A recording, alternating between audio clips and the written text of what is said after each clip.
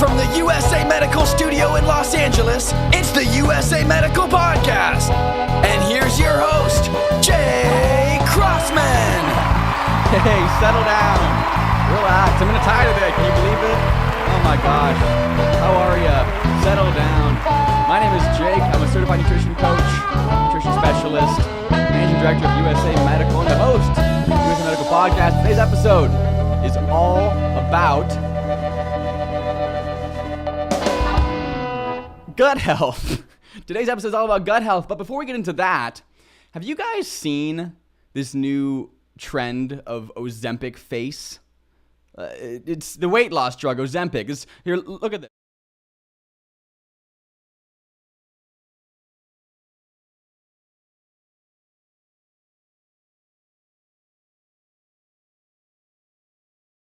I realized while I was doing that slideshow, my mic cut out because I didn't route my mic. You learn things when you're live. We're live right now on OBS Studio with no delay around the world on Facebook, YouTube, and soon to be Twitch. This is John Goodman. He looks so bad. Okay, clearly the ghouls are here, right? Ozempic and Wegovy and all the other weight loss drugs are clearly doing more than just losing bad fat. We're clearly losing collagen and healthy fats and proteins and all kinds of things. And by the way, what I can't believe right now is that they actually have a treatment, a new surgical treatment for Ozempic face. This is brand new.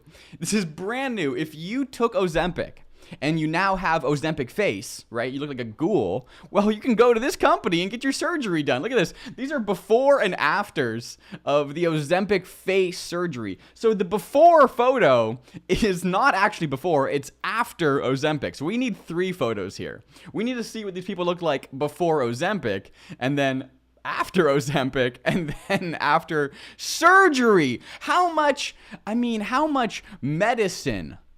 medical interventions do we need, right? For weight loss. This is just for losing a little bit of weight.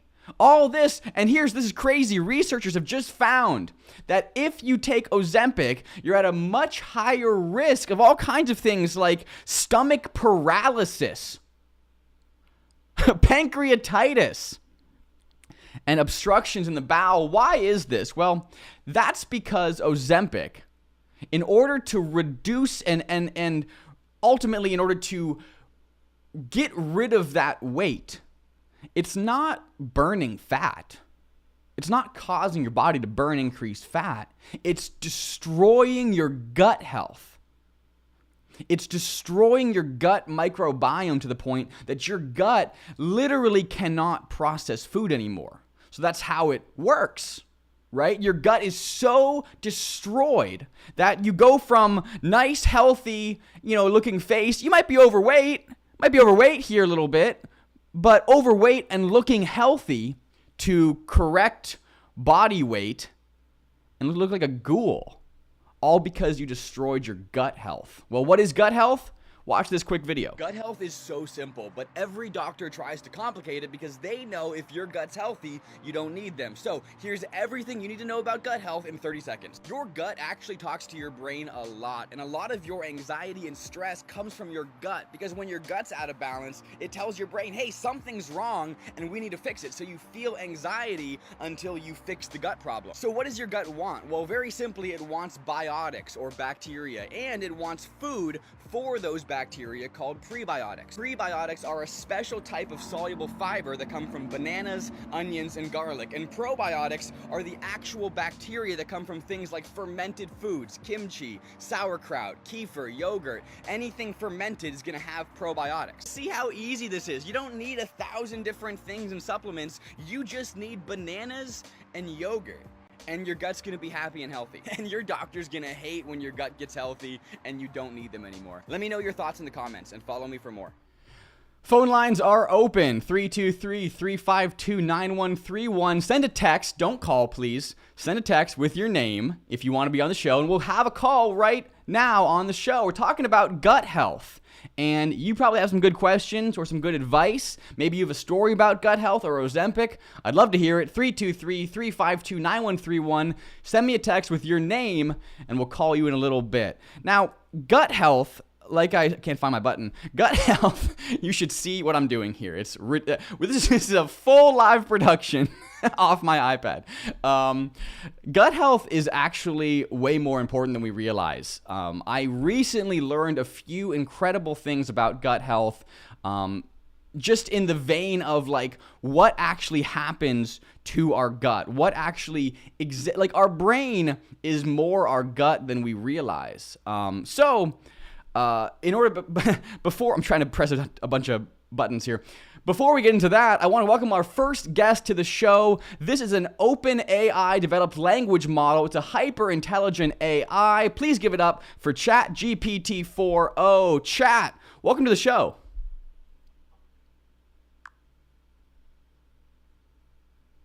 Thank you, Jake. It's great to be here. I'm excited to chat with you and your audience. What's on your mind today? Today we're talking about gut health. We're getting into this, the gut-brain axis, the gut microbiome, and talking about how really Ozempic has destroyed so many people's gut health. So what we want to start with today is just maybe tell us what is a good quick overview of gut health, and what do people not know about gut health? You know, I just read yesterday that over 90% of our serotonin, our happy molecule that we think about being made in our brain, is actually made in our gut. Is that true? Yes, that's true. Over 90% of our serotonin, often called the happy molecule, is produced in the gut. This highlights how crucial 95. gut health is to our overall well-being. A quick overview of gut health starts with understanding the gut microbiome, which is the community of microorganisms living in our intestines. These microbes play a key role in digesting food, absorbing nutrients, and regulating our immune system. People often don't realize how interconnected the gut and brain are, a relationship known as the gut-brain axis. This connection means that our gut health can significantly impact our mood, stress levels, and cognitive functions.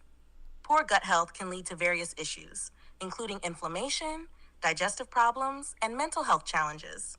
Medications like Ozempic, designed to manage blood sugar levels, can indeed disrupt gut health by altering the gut microbiome. This can lead to side effects like nausea and diarrhea, and over time may affect the balance of beneficial bacteria in the gut. To maintain gut health, it's essential to consume a diet rich in fiber, probiotics, and prebiotics, stay hydrated, manage stress, and avoid excessive use of antibiotics. You mentioned mental health and gut health, and I think what you said at the end there about antibiotics is really interesting, because most of us don't think of antibiotics as actually doing what they do, right? Antibiotics literally kill bacteria, right? And our gut is full of bacteria. So that's a really interesting note that you mentioned at the end there. But I want to kind of hit on mental health real quick. What are the effects of the gut on mental health, and how can someone figure out if maybe their gut is playing into their mental health issues? Absolutely. The gut's impact on mental health is profound. The gut-brain axis involves direct communication between the gut and the brain, and this relationship influences our mood, stress responses, and even cognitive function. When the gut is out of balance, it can lead to issues like anxiety, depression, and brain fog. One way the gut affects mental health is through the production of neurotransmitters like serotonin and dopamine. When the gut microbiome is healthy, it helps regulate these chemicals, which in turn support mental well-being. Conversely, an imbalance in gut bacteria can lead to lower levels of these neurotransmitters, contributing to mental health issues. To figure out if your gut health is affecting your mental health, consider these signs: digestive issues like bloating, gas, or irregular bowel movements, frequent mood swings, anxiety or depression, brain fog or difficulty concentrating, food intolerances or sensitivities. If you notice these symptoms, it might be worth looking into your diet and lifestyle. Eating a balanced diet rich in fiber, fermented foods, and probiotics can support a healthy gut microbiome. Additionally, reducing stress through practices like meditation or yoga, getting enough sleep, and avoiding unnecessary antibiotics can also help improve both gut and mental health. If you suspect a significant issue, consulting with a healthcare professional is always a good idea. Last question. I tell all my coaching clients that if you don't know where to start with gut health, start with a banana and kefir every morning, or kefir. It's the fermented yogurt. How do you think about that? What do you think about that? That's a great suggestion. Starting the day with a banana and kefir can be very beneficial for gut health. Bananas are a good source of dietary fiber, which helps promote regular digestion. And they also contain prebiotics that feed the good bacteria in your gut. Kefir, a fermented yogurt drink, is rich in probiotics, which are live beneficial bacteria that help balance the gut microbiome. Combining the fiber from the banana with the probiotics in kefir creates a synergistic effect that supports a healthy digestive system. This simple routine can help improve gut health, boost digestion, and potentially enhance mood and overall well-being. It's an accessible and effective starting point for anyone looking to improve their gut health. Thanks so much, chat. Watch this video. This is the best gut health smoothie that I make every day. It starts with some organic kefir. Do not mind my fridge. Then you need 1 banana. And by the way, this could be all you use, but I add one more ingredient. Get some organic cayenne pepper. Bananas, half cup of kefir, just a little bit of cayenne pepper. And if you want to go the extra mile, I add raw honey and sometimes a couple of eggs. I actually always add eggs, but my clients don't seem to like that. You ever had a whiskey sour? There's raw egg in that, get over it. And then just blend it up. Look at this, there's 30 billion CFU of live and active probiotics. The banana has prebiotics. It's everything your gut needs to be healthy. If your gut hurts, kefir, a banana, and a little bit of cayenne pepper will change your world. Follow me for more. Remember, phone lines are open, 323-352-9131. Send a text, one quick text, your name, and we'll get talking. I want to thank ChatGPT for being on the show. OpenAI's language model, actually pretty helpful for a lot of different reasons. People give AI a bad name, but really it's a helpful tool in understanding some basics and unpacking basics and getting used to communication, just in a more sophisticated and better way than Google. I think Google is tough, and ChatGPT can help kind of just break through the noise sometimes. But gut health, and I by the way, I had that gut smoothie this morning. I did 2 bananas. Well, I did 1 banana, 2 eggs, a cup of kefir. Is that what she said? And cayenne pepper and cinnamon. It's awesome. And I've actually kind of replaced my coffee with that as of pretty recently, because what I have found is when I have coffee I love coffee. I love coffee. But when I have coffee first thing, my day is not my best day. But when I have my gut health smoothie first thing, and then I have coffee later, maybe 1, 2, 3, 4 p.m., before 4, I'll have it between 2 and 3 p.m., that's when I have the most energy and the most kind of just stamina. I also read something really weird recently. I need to look into it more, so don't quote me on this, but I'll get rid of that graphic. But apparently, coffee, not all coffee, but some coffee, can carry a toxin called aflatoxin. I need to check on this. It's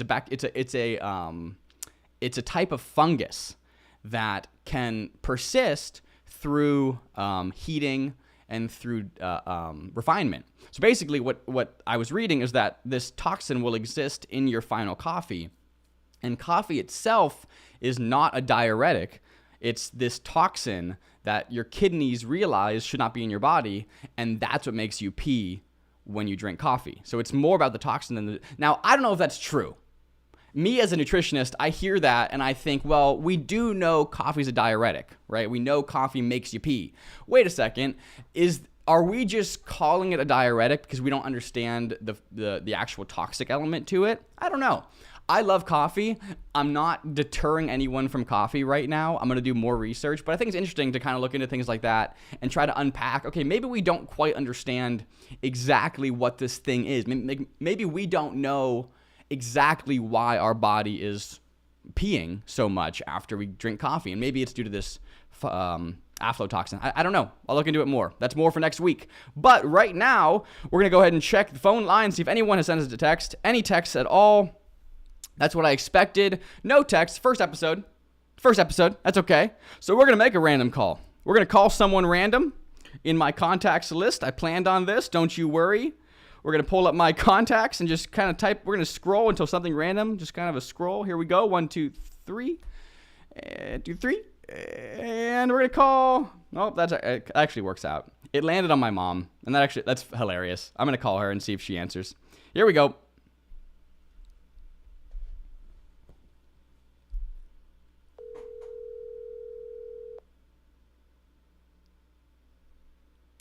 Normally you have them call you to skip the ringing part, but this is fun.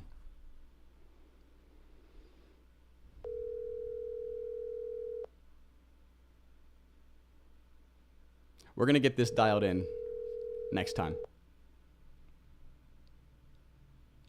The random call it's a risk. It's a high risk, high reward situation. She's a nurse. That'd be cool. Please leave your message for 81449. Don't want to put her. Don't want to put the phone number on the live. Okay, one more try. Let's do this one more time. We're gonna do a big old scroll on the list, and it landed on my friend Trent. Let's see what he says. See if he answers the phone. Last try. Here we go.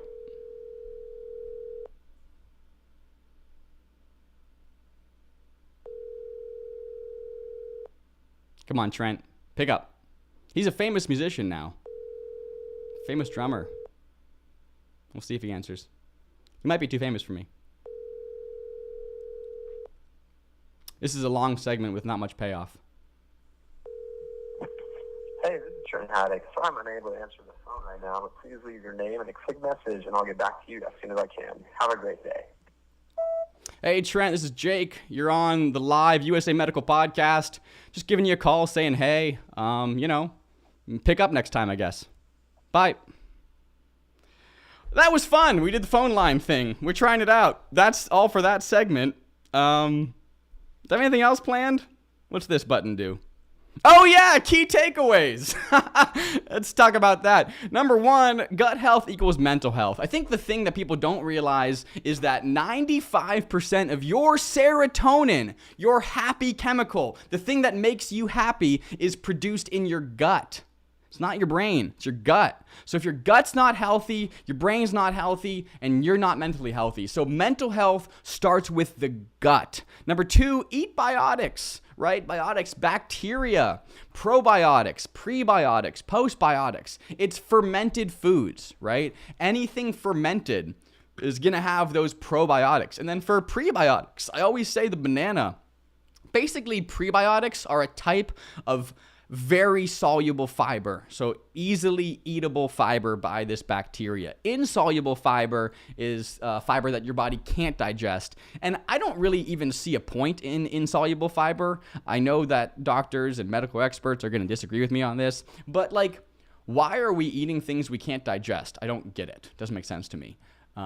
However, soluble fiber like bananas, onions, garlic, those are incredible prebiotics. And then lastly, avoid processed foods. The more foods you eat that are natural and organic and clean, the easier your gut can digest them and use them to build your gut health. Gut health is not a one-off thing. It's not a one-day thing. It's a lifetime thing. It's a constantly trying to build more bacteria and make your gut healthier. However, if you eat processed foods, highly processed seed oils, highly processed fried foods, that's going to literally destroy your gut health. It's going to subtract from gut health. And those things, I had, full disclosure, I had Chick-fil-A last night. I shouldn't have done that. But it was 10:30. I didn't get done working until about 10:30 yesterday, and I'm gonna blame this show a little bit because I was working on this yesterday, and I wanted it to be good. I think it's good. I think we're having fun. We're having fun, right? You're having fun. It's 10:30. Chick-fil-A closes at 11, so I was like, I'll order Chick-fil-A. I ordered it on Postmates, and by the way, Chick-fil-A is the only restaurant on Postmates that can get to my house in under 10. It's insane. I'll order it, and in 10 minutes, in less time that it should take for them to make my food, it arrives. It's crazy. So I had a moment of weakness. I ordered Chick-fil-A, and I ate it. It was so good, so tasty. I loved it, and then I felt horrible. afterwards. Like, I didn't feel like sick or bloated, or I felt horrible. I felt sad. And you know what I mean? Like, I felt sad. And that has to be me messing with my body's gut and stopping my gut from making from producing serotonin. Chick-fil-A hurt my gut last night. So this morning I got up and I had my banana kefir egg smoothie and I reset my gut a little bit. So gut health is such an important part of your day. It's an important part of your life. One last time, here are the key takeaways. Make sure you put your gut first. I guess what I'm trying to say here. Put your gut first. Listen, thank you so much for watching this weird first full live show. We're right at 21 minutes, which is the perfect amount of time for a live broadcast with no commercials, I'll say. But man, take care of your gut. Your gut is your brain is your health, and you are everything your body is. So thanks so much for watching. Thank you to my mom. Thanks to Trent for not picking up. Thanks to everyone. Thanks so much. See you next time. Goodbye.